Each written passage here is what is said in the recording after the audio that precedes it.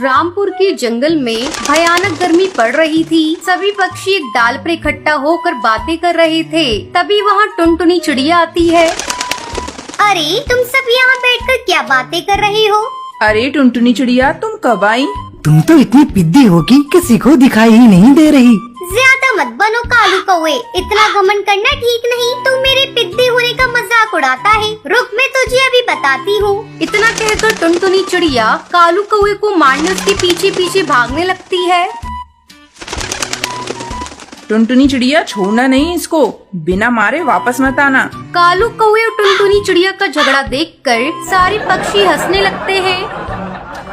गुस्से में कालू कौवा वहाँ से अपने घर आ जाता है और घर आकर गुस्से में कहता है, आज मेरे ऊपर सारे पक्षी हंस रहे थे। मैं इन सबको सबक सिखा कर रहूंगा। मैं इनके साथ वो करूंगा जो इन्होंने सपने में भी नहीं सोचा होगा। कालू कौवा सोचने लगता है कि ऐसा वो क्या करे जिससे पक्षी कभी भूले नहीं। वो टेबल पर पड़ी कैंची उठा लेता है और वहाँ से चल देता है। वो चुपचाप टुनटुनी चिड़िया के घर जाता है। उस समय टुनटुनी चिड़िया आराम से सो रही थी।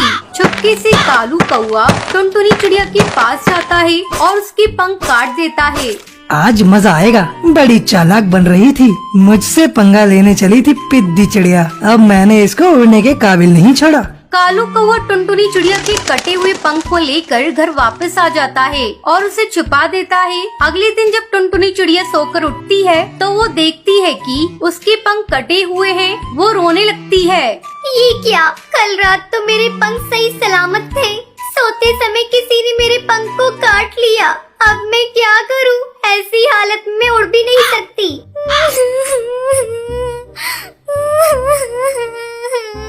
उसी रात कालू कौवा हरी तोती के भी घर जाता है और उसके भी पंख काट डालता है। इस तरह कालू कौवा एक एक करके उन सभी पक्षियों के पंख काट डालता है जो उस पे हंस रहे थे।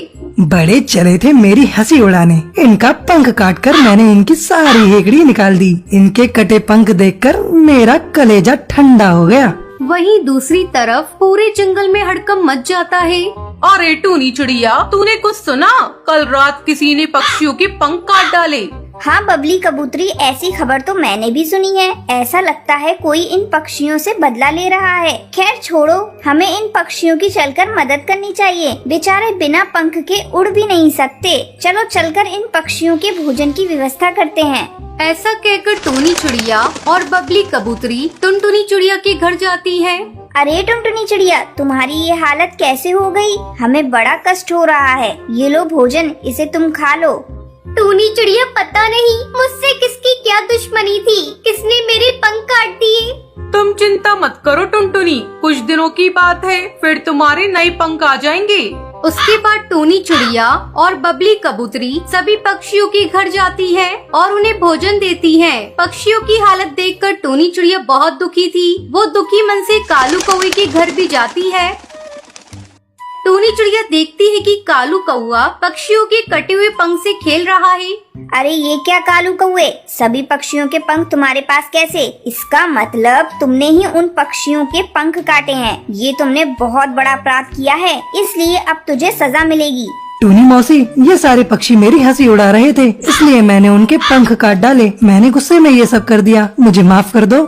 ठीक है कालू कौवे, इस बार मैं तुझे माफ कर दे रही हूँ, लेकिन अगर आगे से तूने ऐसा कुछ किया तो मैं तुम्हें कड़ी सजा दिलवाऊंगी। तुझे अभी चलकर उन पक्षियों से माफी मांगनी होगी। टूनी चिड़िया उन सभी पक्षियों से कालू कौवे को माफी मांगने को कहती है। कालू कौवा सभी पक्षियों से माफी मांगता है। टूनी चिड़िया के कहने पर सारे जंगल के पक्षी उसे माफ कर देते हैं। धीरे धीरे उन सभी पक्षियों के पंख आ जाते हैं और फिर सभी खुशी खुशी रहते